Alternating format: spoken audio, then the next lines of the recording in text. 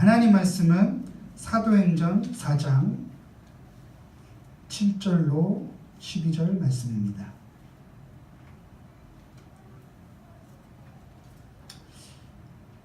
사도행전 4장 7절로 12절 말씀입니다.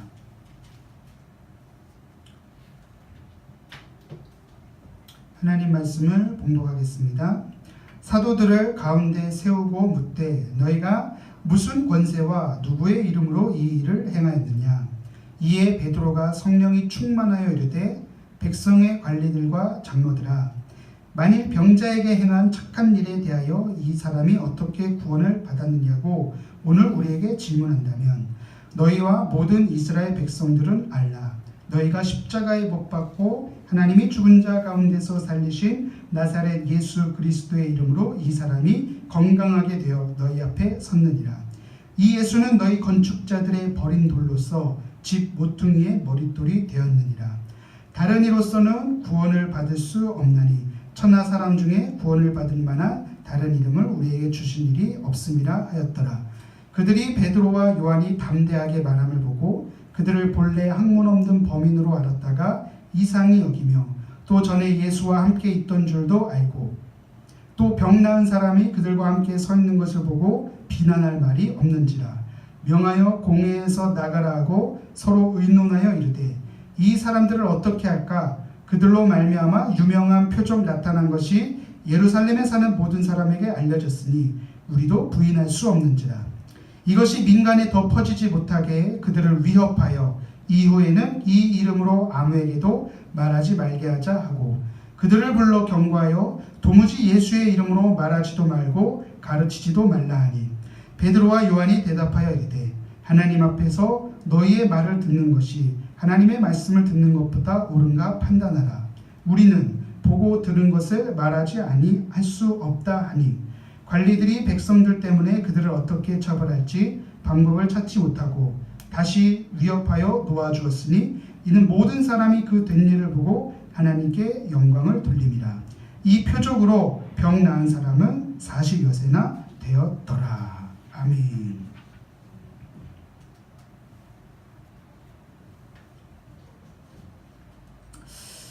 한번 따라서 해볼까요? 반대에 부딪힐 때. 반대에 부딪힐 때. 예.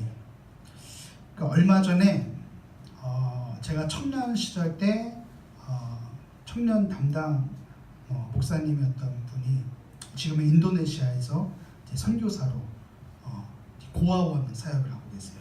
거기서 이제 버려지는 애들을 받아가지고 이 인도네시아가 세계 최대 무슬림 국가 중에 하나입니다. 이 무슬림 숫자만 2억이 넘어요.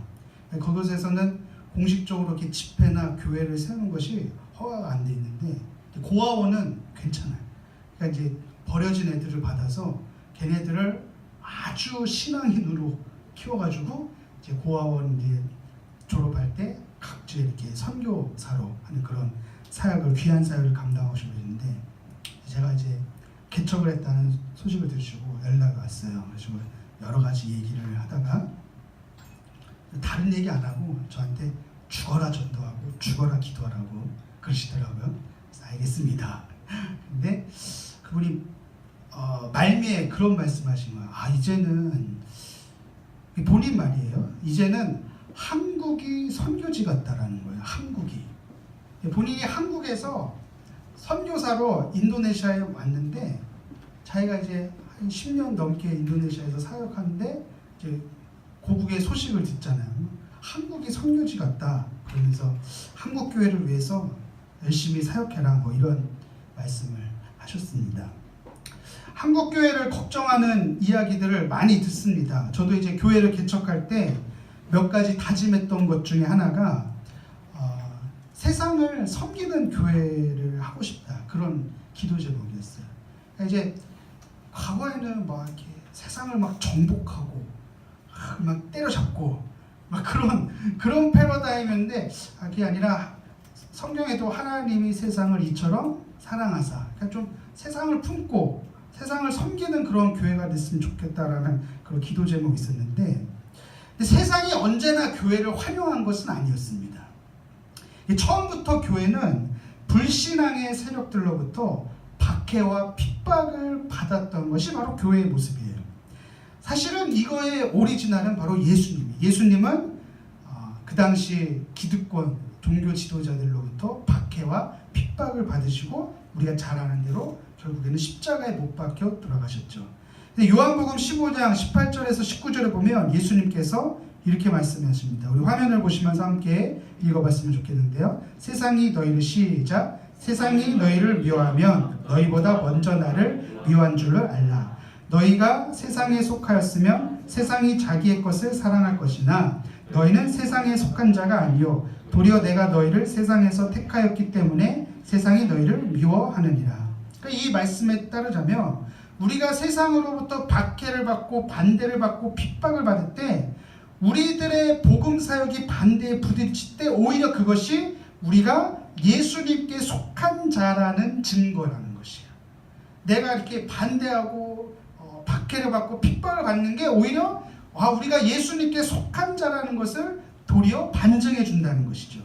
그리고 예수님은 또 이렇게 말씀하십니다. 요한복음 16장 33절입니다. 우리 다 같이 한 목소리로 읽겠습니다. 시작. 이것을 너희에게 이르는 것은 너희로 내 안에서 평안을 누리게 하려 함이라. 세상에서는 너희가 환난을 당하나 담대하라. 내가 세상을 이기었노라. 그러니까 하나님의 교회는 거룩한 성도로 부르심을 받은 자들인데 그 교회가 세상으로부터 반대에 부딪힐 때 우리는 어떻게 해야 하나? 오늘 본문은 다시 성경 사도행전으로 돌아서 초대교회가 시작된 이래 처음으로 그런 반대에 맞닥뜨리게 됩니다. 누구냐? 종교 지도자들 똑같아요. 사두개인, 성전 맡은 자들, 대제사장들, 문중. 이 사람들은 다 그 당시에 종교 지도자들이었죠. 이들의 반대에 부딪히게 됩니다. 그 전에는 예수님의 이름을 전하면은 그냥 막 3천 명이 회개하고 믿고 세례받은 사람들이 기하급수적으로 늘어났는데 이제 본문 사도행전 4장에서 처음으로 이 종교 지도자들의 반대와 위협과 핍박을 만나게 됩니다. 우리도 마찬가지죠. 우리도 그냥 세상 사람들이 똑같이 겪는 그런 어려움이 아니라 교회의 어떤 그 믿음 때문에 아니면 복음 사역을 위해서 헌신하고 애쓸 때 그런 반대를 만날 때가 있어요. 믿지 않는 가족들이 나를 반대할 수도 있어요.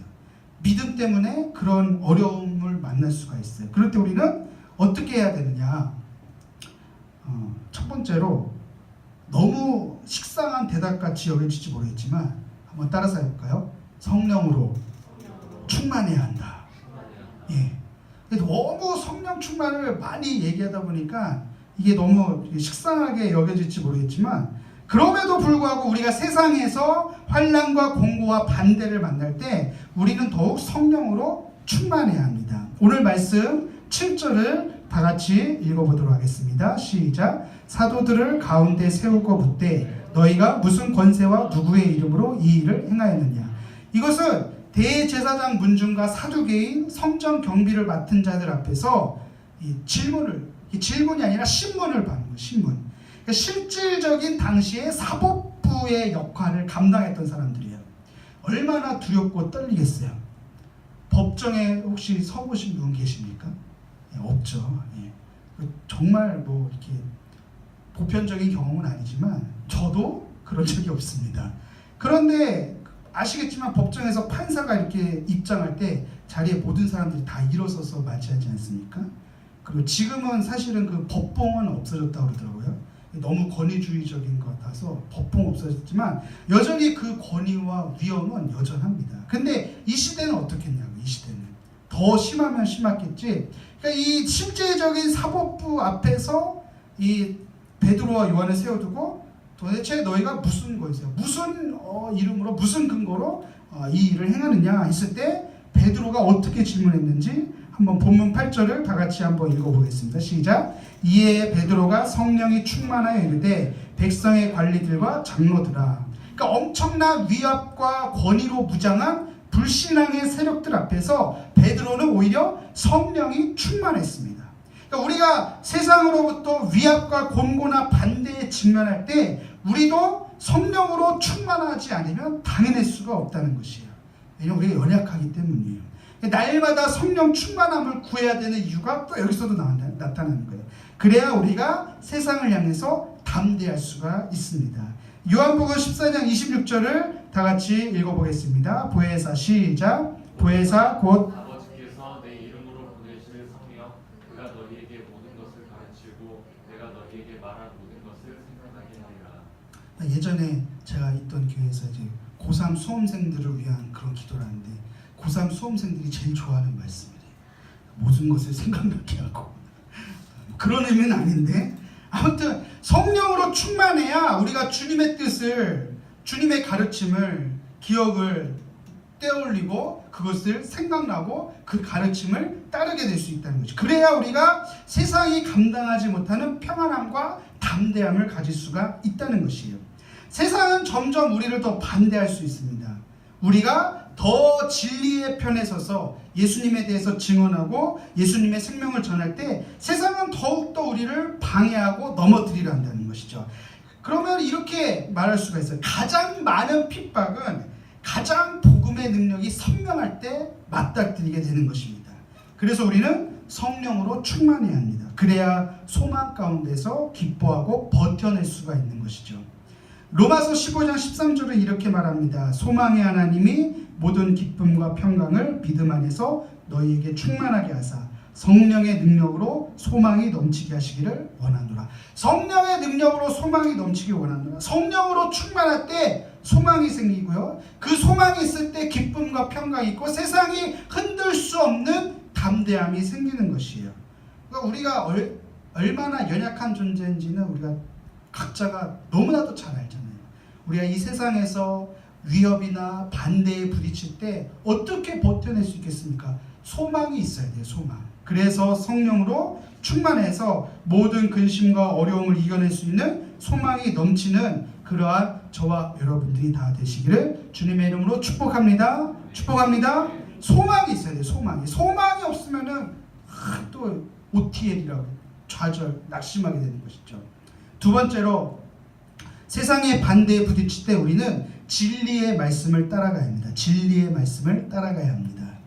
베드로와 요한이 성령이 충만해서 담대하게 말합니다. 그리고 예수 그리스도의 유일한 구원에 대해서 거침없이 그들에게 전합니다. 그러니까 이들이 당황하죠. 이들이 갈릴리 출신의 촌놈이라고 여겼는데 그 말하는 것을 보니까 만만치가 않은 거예요. 당연의 재간이 없는 거예요. 그래서 베드로와 요한을 잠시 자리에서 물리치고 자기들끼리 회의를 합니다. 결론은 뭐냐? 논리적으로 증거가 안 되니까 위협과 협박으로 더 이상 예수의 이름을 말하지 못하게 하자. 그들을 불러다가 더 이상 예수의 이름을 말하지도 말고 가르치지도 말라 하니까 베드로와 요한이 어떻게 대답합니까? 우리 본문 19절 말씀을 다 같이 한 목소리로 읽어보겠습니다. 시작. 베드로와 요한이 대답하여 이르되 하나님 앞에서 너희의 말을 듣는 것이 하나님의 말씀을 듣는 것보다 옳은가 판단하라. 이게 분명한 기준을 제시하는 거예요. 세상의 반대와 위협 앞에서도 그들은 하나님의 사람의 선명한 기준을 잊지 않았습니다. 그것이 무엇입니까? 바로 하나님의 말씀이라는 거예요. 하나님의 말씀. 물론 그 당시에는 이제 신약 성경이 없었죠. 그 여기서 말하는 하나님의 말씀은 바로 예수님의 말씀, 예수님의 말씀. 여러분, 우리가 세상에 위협이 오고 누군가 나를 복음에 때문에 하나님 나라를 위해서 헌신할 때 누군가 나를 반대할 때 어떻게 해야 되느냐? 진리의 말씀의 기준 앞에 서야 된다는 것이에요. 그 기준과 상식으로 버텨내야 한다는 것이에요. 그러기 위해서 말씀을 날마다 가까이 해야 합니다. 이 베드로와 요한이 20절에서 이렇게 말합니다. 우리는 보고 들은 것을 말하지 아니할 수 없다 하니. 우리는 보고 들은 것을 우리가 예수님으로부터 들은 말씀, 그 예수님을 본 것을 말하지 아니할 수 없다. 사람의 말을 듣는 것보다 하나님의 말씀을 우리는 딸 수밖에 없다. 그러니까 그들에게 있어서 예수님의 말씀을 보고 들은 것, 즉 그들의 삶에서 경험된 말씀이에요. 우리 여기서 중요한 사실 하나 발견합니다. 그것은 하나님의 말씀이 단지 기록된 말씀이 아니라 내 삶에서 보고 들은 경험이 될 때 그 말씀이 능력이 된다는 것이에요. 할렐루야. 그러니까 우리가 묵상을 하고 성경 통독을 하는 이유는 무슨 내가 세운 계획과 목표를 성취하는 성취욕, 그것이 아니에요. 경건 생활을 유지하기 위함이 아니에요. 하나님 말씀을 통해서 그 말씀이 내 삶 가운데 경험되어지기 위해서 하나님의 말씀을 읽고 묵상해야 한다는 사실이에요. 그러니까 하나님과의 아주 생생한 날것 느낌의 그 교제가 되기 위한 말씀의 묵상이 되어야 한다는 것이에요. 우리가 고난이 다가오고 고난이 없는 사람이 없죠. 세상으로부터 반대에 부딪힐 때 가장 중요한 것은 첫째로 아까 성령 충만이다. 그렇다면 구체적으로 내가 어떻게 해야 할지를 알려주는 은혜의 통로가 바로 이 하나님의 말씀인 것을 믿으시면 아멘 하실까요? 성령이 우리에게 어떤 감동을 주시고 모든 것을 가르치시고 생각나게 할 때 그 감동과 계시를 검증해주는 중요한 기준점이 무엇입니까? 하나님의 진리의 말씀이라는 거예요. 그래서 성령과 말씀이 결코 분리되지 않고 같이 가는 것이에요. 그래서 우리가 날마다 묵상하고 묵상을 통해서 하나님의 깊은 뜻을 알게 되고 또 성령이 우리에게 내밀하게 계시해 주는 바를 깨닫고 그것을 말씀을 통해서 검증을 받고 이러한 은혜의 선순환이 있을 때 우리가 세상으로부터 승리할 수 있다는 것이에요. 저도 이제 사실은 큐티 말씀 묵상한 지 뭐 너무나도 오래됐죠. 근데 여전히 어려워요. 여전히 쉽지가 않아요. 이게 어느 날은 기가 막히게 막 은혜가 막 오는 것 같은데 어느 날은 또 이게 뭐야? 몸이 건조할 때도 있어요. 그러나 중요한 것은 끊임없이 우리가 하나님의 말씀을 붙잡고 묵상하는 것이 그 꾸준함이 비결이라는 것이죠. 제가 이제 교회 사역을 잠시 이제 내려놓고 있었을 때 그 우리들 교회를 한번 가본 적이 있어요. 우리들 교회. 여기 이렇게 경부 고속도로 타고 가다 보면 이제 판교 근처인가요? 거기서 보면 우리들 교회인데 저희 아내랑 같이 판교도 가봤고 서울에 휘문고등학교 강당인가요? 거기서 또 가봤고 격주로 이렇게 왔다 갔다 하시면서 이원안에서 하는데 그 바로 휘문고등학교 옆이 여의도 순봉 강남성전이 있어요. 막 붙어 있어요, 바로. 이제 어느 날 이영호 목사님이 그 우리들 교회 목사님은 울기만 해도 사람들이 몰려오는데 강남성전에 왜 없냐고. 그게 제가 이제 가서 보니까는 알 수 있더라고. 뭐 왜 그런지. 왜냐면은 그 강남 사람들이 다 부족한 거 없이 다 부유해 보이지만은 그 나름대로의 마이너리티들이 있어요. 그 강남에서도 주류가 있고 마이너리티도 있어요. 보니까 그 강남에서 헐벗고 굶주리고 경쟁에서 떨어진 사람들은 다 거기 있더구만. 그래가지고 뭐 말씀 묵상한 걸 가지고 설교할 때 곳곳마다 막 울고 곳곳마다 막 왜냐하면 이제 김양재 목사님 스스로가 엄청난 시집살이를 했었거든요. 남편도 사별하고 서울대 음대 나온 아주 똑똑한 엘리트였는데 남편도 사별하고 엄청난 근데 그가 하나님 말씀 묵상을 하면서 그게 위로가 됐던 거예요. 단지 기록된 말씀이 아니라 정말 생생하게 다가왔던 하나님의 말씀으로 위로를 받고 그걸로 버텨내고 급기야는 그걸로 목회의 길까지 들어선 거예요. 그러니까 그 말씀이 다 헐벗고 굶주리고 뭐 이렇게 어려운 사람들에게 위로가 되는 것이죠. 저도 거기서 이렇게 가만히 이렇게 말씀을 주는데 그러다가 어느새 나도 막 울고 있더라고요. 위로가 되니까. 하나님 말씀이 그렇게 우리에게 지켜주고 버텨낼 수 있는 힘이 된다는 것이죠. 또 우리가 너무 성령 충만만 하다가 하나님의 말씀을 떠난 성령 충만은 간혹 검증이 되지 않기 때문에 위험할 수가 있습니다. 이게 좀 어떻게 보면 참 웃긴 이야기가 될 수도 있는데 어느 분이 이제 아프가니스탄 선교사로 헌신하셔가지고 아프가니스탄 아시잖아요. 탈레반 막 위험한 데잖아요. 근데 어떻게 아프가니스탄을 이렇게 헌신하게 됐냐 궁금해서 물어봤더니 자기가 원래는 아프가니스탄을 헌신한 게 아니라 북한 선교를 놓고 오래전부터 기도하고 또 북한을 위한 중보기도 모임이 있어서 꾸준히 거기 갔는데 어느 날 가서 막 열심히 기도하는데 막 열방을 주소 그런 기도 있잖아요. 열방을 주소서 그러니까 북한을 주시옵소서. 북한을 주시옵소서. 북한을 주시옵소서. 북한을 주시옵소서. 그러다 아프가니스탄이 내가 갈 길인가 보다. 그래가지고 갔대요. 진짜예요. 실화예요. 북한을 주시옵소서. 북한을 주시옵소서 이거였는데 그걸 기도 중에 아프가니스탄인가 보다. 그래서 진짜 아프가니스탄을 간 거예요. 근데 이거는 정말 그 선한 열매 가운데 하나지. 우리가 잘못해서 하나님 말씀을 오독하거나 나의 원함, 나의 소원이 하나님의 뜻이냐 잘못 감동받을 수가 있다는 것이에요. 그래서 우리가 하나님의 말씀을 날마다 가까이 한다는 것이죠. 중요한 것은요, 우리가 세상으로부터 반대에 부딪힐 때 무엇이 가장 중요하다는 것이죠? 성령 충만과 말씀을 이겨낼 수 있다는 것이죠. 마지막 세 번째는 하나님께 영광을 돌려야 한다는 것을 잊지 말아야 합니다. 우리 본문 21절을 다 같이 한 목소리로 읽어보겠습니다. 시작. 관리들이 백성들 때문에 그들을 어떻게 처벌할지 방법을 찾지 못하고 다시 위협하여 놓아주었으니 이는 모든 사람이 그 된 일을 보고 하나님께 영광을 돌립니다. 결국 모든 반대와 핍박과 위협에도 불구하고 그들은 하나님께 영광을 돌립니다. 물론 그들을 놓아주었기 때문에 놓아주었다고 성경은 기록하고 있지만 사법부의 최종 판단은 결국에는 그들을 위협하는 것으로 결론이 났습니다.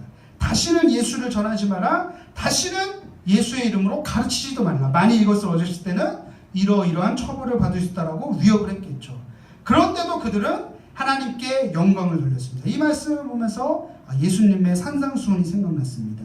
우리 화면을 보시면서 한번 읽어볼까요? 나로 말미암아. 시작. 나로 말미암아 너희를 욕하고 박해하고 거짓으로 너희를 거슬러 모든 악한 말을 내는 너희에게 복이 있나니 기뻐하고 즐거워하라. 하늘에서 너희의 상이 큼이라. 너희 전에 있던 선지자들도 이같이 박해하였느니라.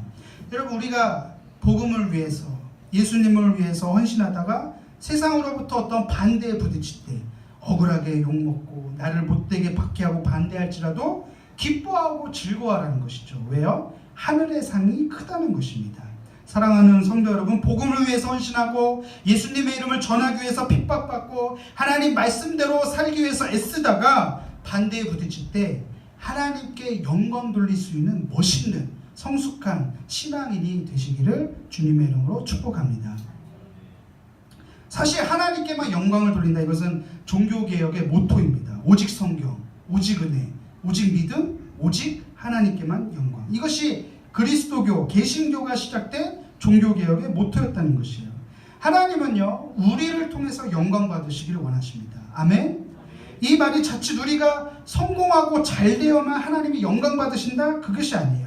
바울의 고백대로 비천에 처할 줄도 알고 풍부에 거할 줄도 알고 배고픔과 궁핍에 처할 줄도 알기에 내게 능력 주시는 자 안에서 내가 모든 것을 할 수 있다.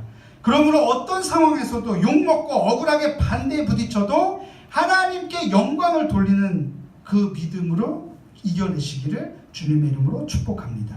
말씀을 정리합니다. 성령 충만해야 합니다. 그리고 진리의 말씀이라는 선명한 기준을 가져야 합니다. 그리고 이 모든 것에 오직 하나님께만 영광을 돌릴 수 있는 저와 여러분들의 믿음이 되시기를 주님의 이름으로 축복합니다. 세상은 여전히 우리에게 반대할 수도 있어요. 마귀와 원수가 악한 세력들이 우리를 향해서 불을 던지고 온갖 짜증을 유발시키고 언제 자꾸만 우리로 하여금 어그러지게 만들, 그럴 때 우리가 성령 충만함 또한 진리의 말씀으로 무장하고, 그리고 그 순간에도 여전히 내가 하나님께 영광을 돌리는 그러한 사명자들이 되시기를 주님의 이름으로 축복합니다.